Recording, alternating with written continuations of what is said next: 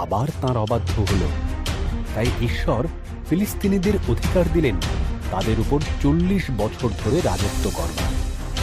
তখন তিনি শিমশন নামের একজন পুরুষকে নির্বাচন করলেন তাদেরকে উদ্ধার করার জন্য।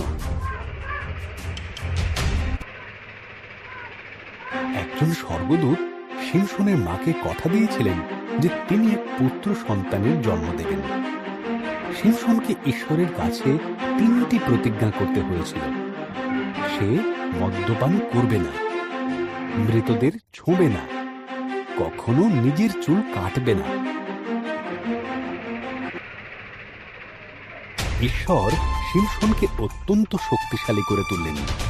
তিনি একটি সিংহকে হত্যা করলেন এবং মৌমাছিরা সে মৃত সিংহের গায়ে মধু তৈরি করল। শিমশন সে মৃত সিংহটিকে স্পর্শ করলেন এবং ঈশ্বরের কাছে করা প্রতিজ্ঞাগুলির মধ্যে একটি প্রতিজ্ঞা ভঙ্গ করলেন। এমনকি তিনি সেই মধুও খেলেন। দলিলা নামক এক মহিলার প্রেমে পড়লেন শিমশন।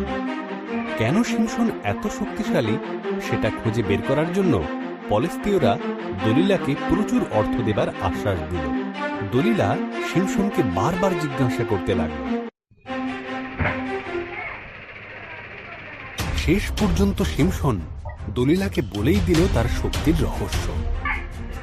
যদি আমার চুল কাটা যায় তাহলে আমার শক্তিও চলে যাবে।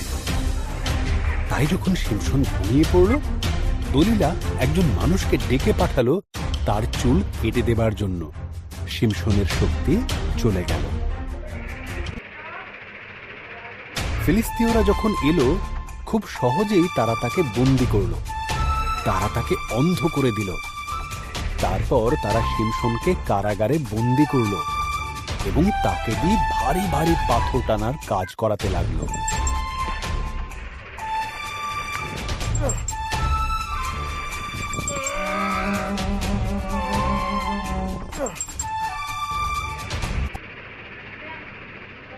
ধীরে ধীরে শিমশনের চুল পূর্বের অবস্থায় ফিরে এলো।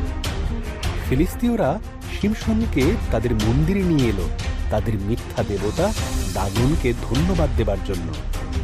যেহেতু তারা শিমশনকে পরাজিত করতে পেরেছে, শিমশন শেষবারের মতো ঈশ্বরের কাছে তার শক্তি ফেরত চাইল।